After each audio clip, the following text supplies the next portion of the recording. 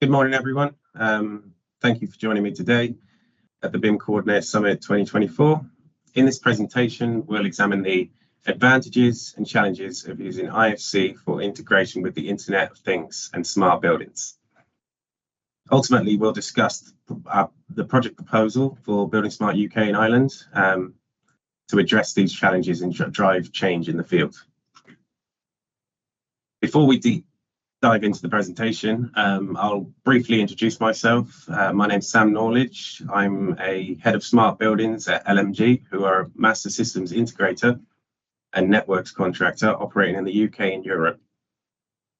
My work involves managing installations and commissioning of IoT solutions, along with the design and configuration of mechanical and electrical and building management systems. I'm also well versed in BIM management and data assurance methodologies. I'm particularly interested in how we can leverage the IFC standard to improve smart building integration. In fact, I've successfully applied some of these own methodologies on previous projects. So where we are today, why are we here today? The numbers speak for themselves. The smart building market is booming, with projections of reaching nearly 120 billion by 2032. This explosive growth signifies a clear mandate. Organizations like Building Smart International must adopt and optimize standards like IFC to ensure that we fully support the integration of cutting-edge smart building technologies. Let's start with the key drivers for smart buildings. So there's the growing urban population need, where cities are becoming denser. We need to offer more sustainable solutions for resource management. Facilities management savings via predictive maintenance. So smart technologies do streamline these operational costs and reduce overall costs of running the building. And then on energy conservation, smart buildings do optimize energy usage, leading to significant environmental and financial savings, and improve quality of life and occupant comfort. So this can be with the climate control, CO2 monitoring. So a typical architecture of a smart building, let's just look at a simplified view for now. We have everything from sensors monitoring environmental conditions to existing systems that we've always worked with, like HVAC and lifts. The challenge arises from the fact that these systems often come from different vendors and different integration strategies and different data protocols and formats. The goal is to promote open source solutions, at the very least enable system communication via central cloud broker, so we can ensure we can do machine to machine data flows. The current platform scope, it's important to understand the diverse stakeholders who are shaping the smart building landscape at the moment. On the left, we have the building tenants and employees. These are the people that want convenience and comfortable spaces, and cater for their well-being. In the middle, we've got the facilities management, the people operating the building. So these people want to identify faults proactively and ensure optimal asset performance. And then on the right, we've got asset managers. So these are the building owners, and these are the key people that are driven by the energy efficiencies, the data analytics, and the strategic decision making with a building. So they want to gain access to all that data. So as we've seen, the smart building ecosystem encompasses users with distinct needs and priorities. This diversity really does fuel what we're trying to get at here with the IFC enabling some of these users. So we'll just go over a quick topology of what a smart building looks like.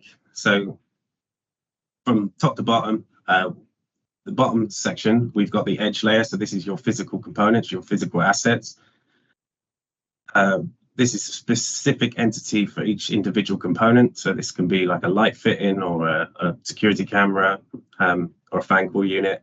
These systems have their own native publishing formats when it comes to communication, such as BACnet or DALI or Modbus, which are just communication protocols. IFC could potentially be improved at this layer by enhancing the relationship topology outputs, so we can build relationships within IFC, or we can add more entities to the IFC. The next layer is the on-premises servers. So this is your converged network layer. So this is where everything gets put back on to the IP network. So IFC could be enhanced at this layer by enabling the single pane of glass interface. So this SPOG, this can be a graphical interface. Normally it's just got 2D graphics on it, but we could enhance IFC to enable visualization of the BIM model within that environment. We can also use the IFC files for IP data collection. So to get stuff onto the network, we need to collect IP data to get it back, to get the right ports and to get the right network settings set up on the devices. And then finally, we've got the cloud layer. This is really where flexibility and scalability come in. So here we can route to powerful brokering systems, connect to AI engines, analytics dashboards, and even tenant-facing applications.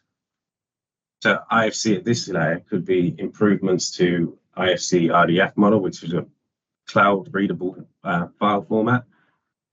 And then IFC RDF outputs, which we'll go through in this presentation.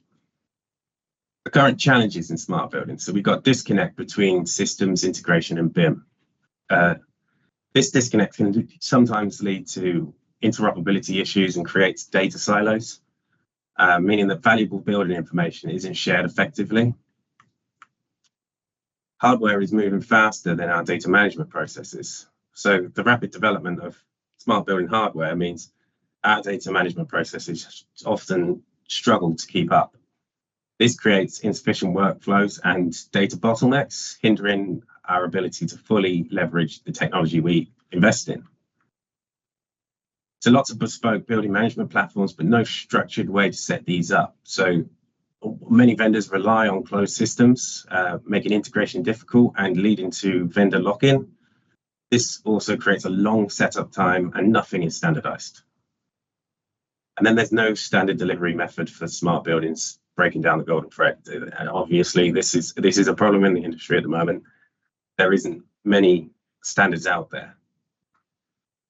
Now, talking about standards, this has recently just been produced. This industry in the UK has taken a proactive step to resolving this issue by developing this REBA smart building overlay. Framework aligns smart building considerations directly with the established REBA plan of works. While its current focus is on UK standards, this model demonstrates the growing recognition of the need for structured guidance and sets a precedence for countries that will likely adopt and align to these design and construction methodologies. The key challenges is overall addresses is frequent disconnect between traditional construction workflows and the integrated smart building technology. So why use IFC? IFC provides a solid foundation for delivering and operating complex smart buildings. It's a single source of truth. Think of it as an established, secure, central repository for all device information, breaking down silos and ensuring compatibility regardless of system origin. It's a structured standard, and there's standards out there that we can already leverage. And then there's validation processes built into platforms and set up in businesses all over the world. What are the challenges with using IFC? So IFC offers some significant advantages for smart building implementation. Recognizing certain challenges is crucial. So firstly, there is a lack of standardized methodologies for leveraging the IFC data. Even with the best efforts, current IFC capabilities are not granular enough. And it's not clear where IFC stops to be useful and to support smart buildings. And then we've got the contractual requirements of smart buildings. There needs to be some contractual workflow there. So in the world of smart buildings, there are many different metadata ontologies. So metadata is just data about data. This is The metadata ontologies are there to aim at structuring the data and relationships between devices and these protocols that we talked about.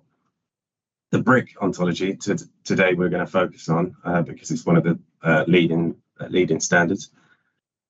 And it's a language for describing building systems and their components.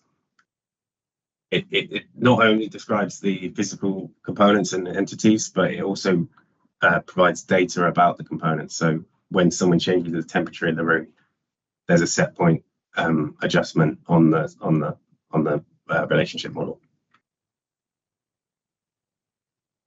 So to illustrate, I'm going to visualize what a brick model might look like.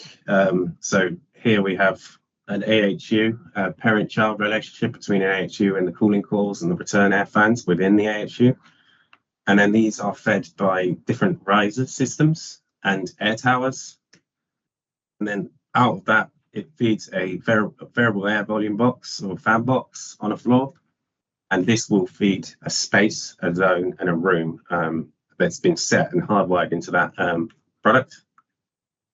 Now, this is where we talk about those points. So each system has a network of different sensors and set point adjustments and inputs that you can do to this product. These points can be changed, and these have to be following some sort of naming schema. So the VAV box will know what is being talked about. Now, if we map that to IFC, we've already got some of this. So we've got all of these components. We've got terminal boxes, IFC spaces, zones, relationship boundaries. But what we don't have is these point names. So by a point name, I'll give you some examples here. You can see it's like outside air temperature sensor, all these sensors and different adjustments that you make to these sensors and set point adjustments haven't been picked up in IFC so far. At the heart of successful IoT deployment lies robust validation as well. So imagine the power of tapping into existing IFC validation for these point names. We can't do that right now because the points aren't in there. But if IFC develops, then I can see this being as a game changer for the industry. So in the next few slides, I'm going to talk about some research that's been conducted by the University College London by Dimitrios Mavrokanidis, Kyriakos Katsigourakis, and Dimitrios Robos. These guys have done a particular study on mapping this already, so it's already been researched and looked at. But so the significant study by the International Energy Agency offers a valuable insights into the role of IFC in smart buildings. While acknowledging that IFC isn't the sole solution, the study highlights a specific strength IFC excels at, and that's the semantic tagging, and provides a robust data structure with standards. However, a key area for improvements lies in the limited linked data capabilities. This means IFC might struggle creating rich interconnected relationships between points. So where we are now, further research into brick and IFC mappings has been carried out. This research has suggested that IFC models have the potential to include data elements valuable for brick in practice. At this stage, only 4.5% of IFC data could be mapped back to brick. However, the reality is less promising because in actual IFC models of 20 sample buildings, only 0.2% of data was readily mapped. So what's the solution? We can use the building ontology topology, but this is a linked building data initiative. It unites experts from BIM and the web of data to unlock linked data across buildings' entire life cycle. So this is a community group that anyone can get involved with. But the benefits are both for the private sector and government organizations really rely on data outside of the BIM and sensors. By making this data work together seamlessly, we make smart decisions at every stage. So let's introduce the building topology ontology, a linked building data project, or BOT for short. One of its key strengths is the ability to integrate seamlessly with other systems. So this might include product catalogs full of specifications, live sensor data, and even IoT information. By combining these data sources, BOT helps achieve the advanced collaboration. However, at this time, the use of BOT and IFC is not seamless, and the next few slides will just cover this. So how do we map via BOT to brick? So here you can see the knowledge graph development process. It starts by extracting the data, transforming the data, and then loading the data. But this ETL tool can only be created via using IFC mappings. These mappings have not been fully developed yet, and I think it's another area that IFC Building Smart International could focus on. So the project. So really, I've put together a Building Smart project that I proposed to Building Smart International that I would like to get more ideas from the industry, and people here today can come up after this and we can discuss. And I would really want as much input as we can get for this project. So really the objectives of the project is to map the ontologies to IFC 4.3. So that's mapping the brick schema over to IFC and BOTs. And then we want to review the issues and suggest improvements to the IFC schema via some sort of white paper or industry events. And then we want to suggest improvements to other ontologies like Haystack, Brick. These are just other communication ontologies that we could be improving as well. So it works both ways.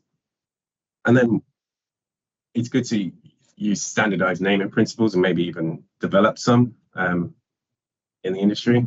And then we really want to input this methodology on a live IoT architecture. So the benefits right now, I've done this proportional area chart where I think where the biggest changes are going to be, and really it's going to advance this digital twin enablement and the smart building design and development, but also has an impact on the building smart data dictionaries, the information delivery specifications, and material passports. And it's also going to improve IFC ingestion into smart building platforms. So we can see in the market there's hundreds of vendors coming to the market with their new products, and these products are none of them use really standard methodologies for their building system. So we would like to use IFC as a way that we can get those graphical interfaces into these platforms. So really, we've covered a lot of ground today, and but the key takeaway really is that IFC is not just about technical compatibility. It's the foundation for a better, smarter built environment. So imagine a future where buildings are energy efficient, responsive to occupants' needs, and adaptable to changing technologies. A future where data moves seamlessly to support sustainability goals, ethical practices, and long-term asset value. This vision is within reach, and by advocating for the continual development of IFC, by actively participating in the BIM and smart building community, we can shape that future. Our work is essentially not only streamlining our industry, but also for ensuring buildings we create today serve the people of tomorrow. So let's make that commitment together. Thank you, BIM Coordinator Summit, for having me. And yeah, that's the end of my presentation. Thank you very much.